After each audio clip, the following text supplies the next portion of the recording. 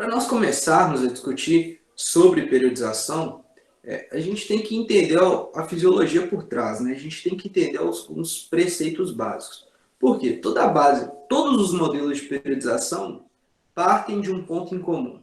Esse ponto em comum é a teoria da supercompensação, é a síndrome da adaptação geral. Então, todos os modelos foram criados para que você consiga visualizar a longo prazo uma adaptação geral positiva, que no nosso caso é o ganho de performance. Mas nesse aspecto, quando a gente passa a estudar essa síndrome da adaptação geral e essa curva de resposta, carga, recuperação, adaptação, uma nova inserção de carga, recuperação, adaptação, ela muitas vezes ela tem sido interpretada de uma maneira equivocada e é criticada em alguns momentos como não sendo cientificamente comprovada em alguns aspectos, mas nós entendemos que do ponto de vista fisiológico existem algumas manifestações dentro da fisiologia onde nós vamos visualizar esse comportamento em que, após uma aplicação de carga, nós vamos ter uma redução de uma determinada capacidade ou performance ao longo do tempo, e à medida que é cessado esse estímulo, é cessado esse estresse,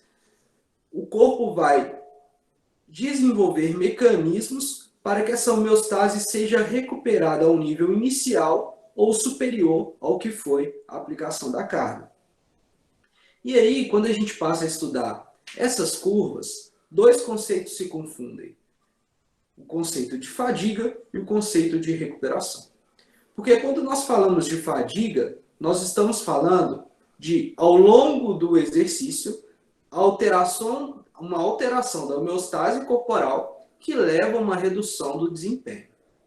Quando nós estamos falando de recuperação, são os processos que se iniciam ao final do exercício de reestruturação desse distúrbio da homeostase para que nós consigamos voltar a um nível de desempenho semelhante, ou caso essa adaptação esse tempo de recuperação seja suficiente, ocorra uma adaptação positiva. Então, a ideia de todos os modelos de periodização é manipular essas curvas ao longo do tempo para que você tenha um ganho de performance no momento desejado. Quando nós falamos de fadiga, então, nós vamos ter três tipos bem diferentes de manifestação da fadiga. Nós temos a fadiga central, a fadiga periférica e, recentemente, tem sido estudado sobre a fadiga mental, que inclusive foi o tema do meu mestrado. Por que isso é importante? Por que é importante entender esses diferentes tipos de manifestação de fadiga? Porque são esses diferentes tipos de manifestação de fadiga que vão responder às nossas manipulações da carga de treinamento. E aí pode ser a carga de treinamento específica para cada meio de treinamento, do aeróbico ao treinamento de força, a um treinamento específico numa determinada modalidade. Quando eu falo de fadiga central, eu estou falando de alterações no sistema nervoso central, como alteração da concentração de neurotransmissores, alteração do drive neural para ativação da musculatura, ou seja, alteração do impulso nervoso que sai lá do sistema nervoso central, caminha pela medula e vai até a junção neuromuscular para que a musculatura seja ativada. Então, toda alteração desse processo, por exemplo, uma alteração da mudança na barreira de sódio e potássio ao longo da medula pode levar a uma alteração do impulso nervoso, e aí eu tenho uma manifestação da fadiga central, até uma alteração de recaptação de acetilcolina na junção neuromuscular. Então, todos esses processos estão inseridos dentro da fadiga central. E aí, dependendo da manipulação que eu fizer na carga de treinamento, eu posso ter uma manifestação preponderante da fadiga central do que de uma fadiga periférica. E aí, quando eu tenho uma manifestação preponderante de fadiga central, eu tenho um tempo de recuperação diferente de quando eu tenho uma predominância de manifestação da fadiga periférica. Por exemplo, a fadiga central ela vai ter uma curva de recuperação mais rápida. Quando eu estou falando de fadiga periférica, eu estou falando de alterações dentro do sarcômero, dentro da célula muscular. Desde uma redução da quantidade de substrato, como por exemplo o estoque de fosfocreatina, até alterações na membrana do sarcolema.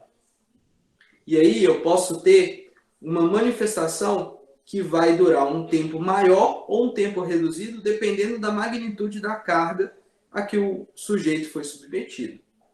Aqui eu tenho, por exemplo, manifestações de dano muscular, que são as desorganizações do sarcômero, que geram processos inflamatórios e vão impactar na recuperação ao final da sessão. E aí, como eu falei, recentemente tem sido estudada a fadiga mental. A fadiga mental, ela se insere mais num conceito de alterações psicobiológicas, alterações cognitivas, que alteram o processo de tomada de decisão.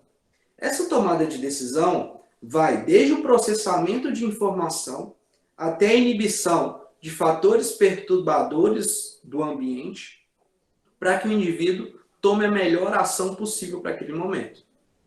E isso no esporte tem uma influência direta no comportamento técnico e tático. De uma maneira interessante, essa fadiga mental ela começou a ser estudada em desempenhos aeróbicos. Percebeu-se que, mesmo quando o atleta, quando o indivíduo, o sujeito, não possuía ainda manifestações de fadiga central e periférica, alterações fisiológicas que poderiam se associar à queda do desempenho ao longo de uma corrida, o indivíduo manifestava um aumento da percepção subjetiva de esforço, e esse aumento da percepção subjetiva de esforço estava associado à queda do desempenho. E aí começou-se a entender que aspectos cognitivos podem influenciar, por exemplo, na interação cognitiva entre o controle da intensidade, a percepção do que eu preciso controlar de um ritmo de intensidade, com a ativação neuromuscular, e aí eu vou ter uma queda de performance. E aí alguns estudos têm mostrado, por exemplo, que a fadiga mental, mesmo quando eu não identifico alterações neuromusculares, alterações de consumo de oxigênio, eu vou ter, por exemplo, queda de performance no desempenho técnico-tático em jogos de futebol, por exemplo. E isso pode estar relacionado, às vezes, até ao uso do smartphone, por exemplo, antes de um jogo de futebol. Então, guardem esse conceito de fadiga mental, porque lá na frente nós vamos retomá-lo para discutir alguns aspectos da periodização. Então, retornando, nós temos 3 tipos de fadiga, e esses 3 tipos de fadiga respondem de maneira diferente às manipulações que nós fazemos na carga de treinamento.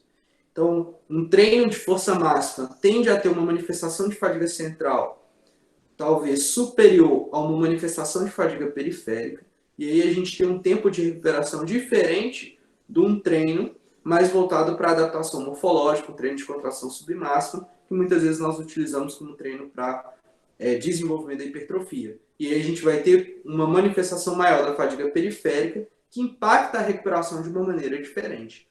Então, antes da gente discutir qualquer modelo de periodização, nós deveríamos entender quais são os impactos de cada manipulação da carga de treinamento que nós fazemos, com cada meio de treinamento que nós utilizamos, ou seja, cada tipo de exercício e sua associação com cada capacidade, como isso impacta na resposta de fadiga, para entender como é o processo de recuperação, para depois se falar de como planejar isso ou como periodizar.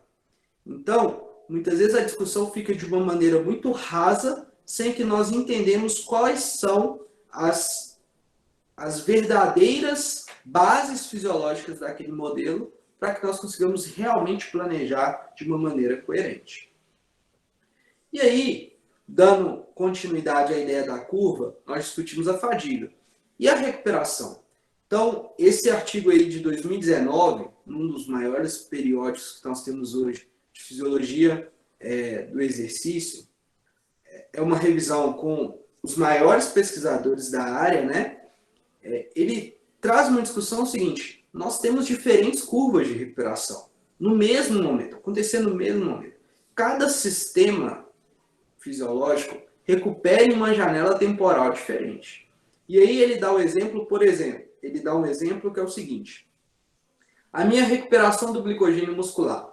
E aí eu sei que a recuperação do glicogênio muscular ela é bifásica. Existe uma recuperação rápida, existe uma recuperação um pouco mais lentas. São duas, porque eu tenho duas características diferentes de glicogênio ali, que levam a essa resposta bifásica.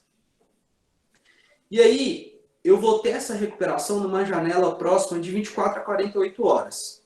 E essa resposta influencia de maneira significativa o treino posterior, seja em qualquer sujeito que for. Quanto maior a intensidade dessa sessão de treinamento, maior vai ser o impacto na recuperação do glicogênio muscular. Isso pode limitar, por exemplo, a resposta de síntese proteica. Mas, além de uma recuperação de glicogênio muscular, eu tenho a recuperação do sistema neuromuscular. Por quê? Quando eu tenho carga mecânica, eu tenho um dano muscular na célula.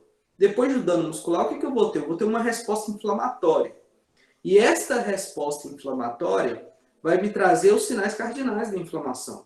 Dor, edema, rubor, perda de função. Então, dependendo da magnitude desse dano muscular, dependendo da magnitude que eu apliquei essa carga, eu posso ter uma inflamação um pouco exacerbada ou não. E isso pode impactar na minha performance seguinte de uma maneira significativa ou não. E aí, essa recuperação da inflamação, ela caminha numa janela temporal da recuperação do glicogênio muscular. Por exemplo, eu posso ter um indivíduo recuperado do ponto de vista de substrato em 24 horas, mas ainda com uma alteração do desempenho devido a uma inflamação no membro inferior, que vai impactar o desempenho dele em até 72 horas após o esforço. Além disso, eu tenho, por exemplo, recuperação dos fluidos corporais, recuperação da hidratação. Pensa no indivíduo praticando esporte outdoor, fazendo treinos numa pista de atletismo. Ele vai ter uma desidratação durante o treino e, dependendo da estratégia de hidratação que eu utilizar no pós-treino, essa curva de recuperação dos fluidos corporais pode ser retardada ou acelerada. Isso vai impactar num desempenho posterior em 4, 6 horas após, se ele for fazer 2 sessões de treino por dia. Além disso, eu tenho outros sistemas recuperando em outras janelas de recuperação. Por exemplo, nós sabemos que indivíduos em fadiga mental de maneira consecutiva terão um impacto de um ponto de vista crônico de redução do desempenho cognitivo ao longo do tempo, que pode impactar numa janela temporal de recuperação um pouco mais longa. E aí eu tenho um atleta nas minhas mãos, por exemplo, recuperado do ponto de vista do substrato, recuperado do ponto de vista de desempenho, com um sistema neuromuscular ligeiramente intacto, mas com uma cognição ainda não propensa a tomar as melhores decisões para uma determinada ação. E aí, um determinado meio de treinamento, uma determinada carga de treinamento que eu organizei, pode não ser efetivo. Então, apesar desse artigo ter sido publicado, essa revisão ter sido publicada posterior a várias publicações dos modelos de periodização, os modelos de periodização tentam equilibrar, no início de uma maneira muito empírica, e depois foram surgindo algumas pesquisas para tentar comprovar isso, tentam equilibrar essas diferentes curvas de recuperação, para que nós cheguemos à tão sonhada síndrome da adaptação geral, a uma adaptação positiva e ao pico de performance.